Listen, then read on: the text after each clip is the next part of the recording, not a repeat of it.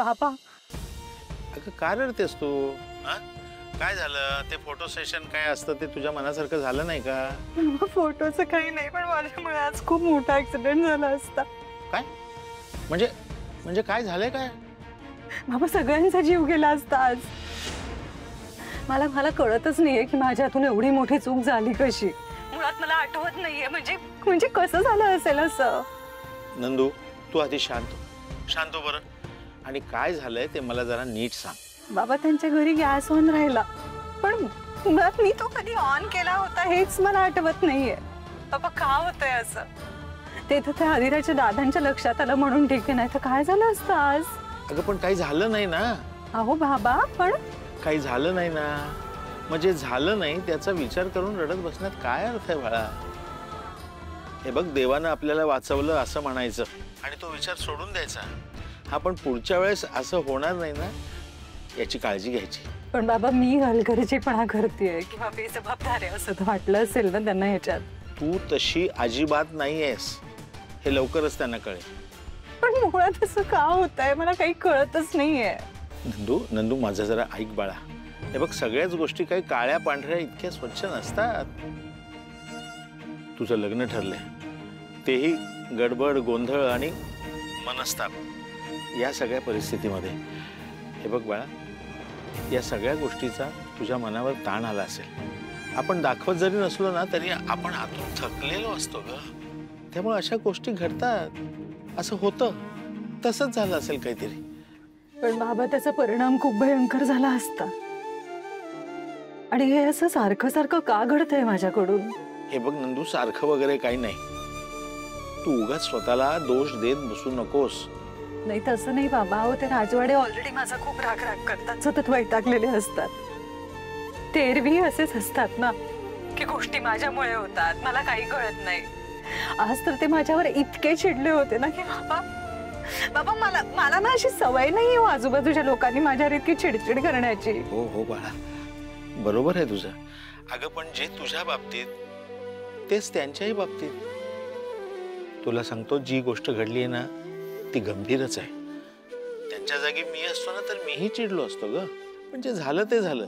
तू माफी मागितलीस ना? हो हो हो. मग झालं तर.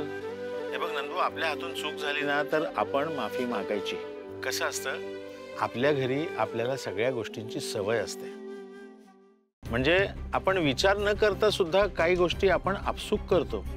अगं तुझ्यासाठी ती जागा नवीन, माणसं नवीन, त्यामुळे होतं असं.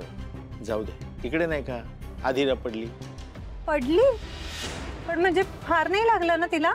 नाही नाही नाही, तिला फार काही लागलं नाही. पण कसं आहे, तिलाही आपलं घर नवीन, आणि आपलं घर काय तिच्या एवढं प्रशस्त आणि मोठं नाही, त्यामुळे होतं असं.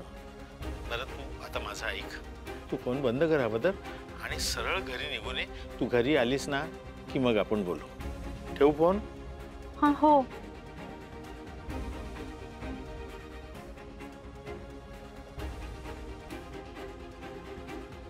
आदिरा, आता बरं आहे ना पाय तुझं? या it is much better now. Thank God रोहनने ते ऑइल लावून दिलं. हे कुठला ब्रँड होता रे? आपण विचारायचंच विसरलो. But it was too effective. Come on Aadira, normal coconut oil होतं ते. कोकोनट ऑइल असू दे किंवा दुसरं कुठलंही, but it was too effective. That's okay. पण किती वियर्ड घर होतं ते. एसी चालत नाही, फॅन फास्ट होत नाही, भिंतीचे पोपडे जेवणात पडतात. अशा घरात तुला जायचंय आदिरा? झालं तुझं सुरू परत? सुरू. आदिरा हे बघ, मला तुझी काळजी वाटते. ओह, काळजी? तुला जायचंय का त्या घरी? तुझं लग्न होणार आहे का? तुला राहायचंय का सासरी माझ्या? नाही ना? Then mind your own business. Okay. अगं मी गेलो काय आणि तू गेली काय? तुलाही त्रास व्हावा असं नाही वाटत मला. मला नाही होणार आहे त्रास, मला नाही होणार आहे. आदिरा, तुझ्या बेडरूमचा एसी बिघडला तरी तू एक रात्र तरी काढतेस का तिथे? लगेच गेस्ट रूम नाहीतर आजीच्या रूम मध्ये जाऊन झोपतेस.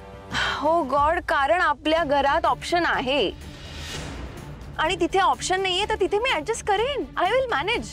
अगं पण Anshuman, let's not discuss this further please. Okay.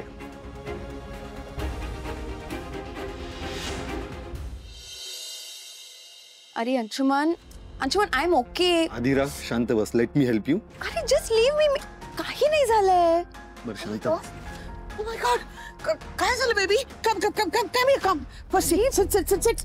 ये आधी बस. Oh, nothing serious. काय झालं? काय झालं? Maugham chill. Okay, nothing serious. मी जस्ट घसरले. Oh my God! घसरली? अशी कशी घसरली अंशुमन? फरशीवरून पडली ती रोहनच्या घरी. काय? फरशीवरून पडलीस? अशी कशी पडली? मॉम, अगं कार्पेट नाहीये त्यांच्या घरी.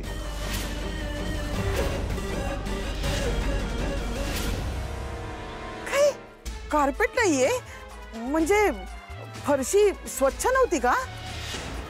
आज एक दिवस फोटोशूट होतं, एक दिवस फरशी साफ करायची ना त्यांनी. एक्झॅक्टली. पण आता त्यांचं घरच तसं आहे, त्याला काय करणार? आणि घरात नोकर वगैरे तर नाहीच आहेत, सगळं त्या स्वतःच करतात. आता काय, आदिराला पण पुढच्या दिवाळीपासून फराळ वगैरे बनवावं लागणार आहे. थोडक्यात काय की त्यांना एक माणूस मिळालाय काम करायला. No no no no no way. This is horrible. John, हे सगळं तुला आवडतंय का? Yes mom. Mom, I am really enjoying it. मला खरंच खूप मजा येते. यू नो व्हॉट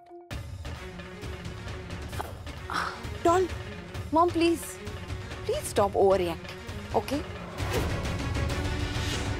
आणि राहिली गोष्ट फराळाची, तर मी तो करेन, हॅपीली करेन. आणि आता फराळ करावा लागणार म्हणून माझं लग्न नको मोडूस. कारण इव्हेंच्युअली मी रोहनशीच लग्न करणार आहे. That is final. Please get that.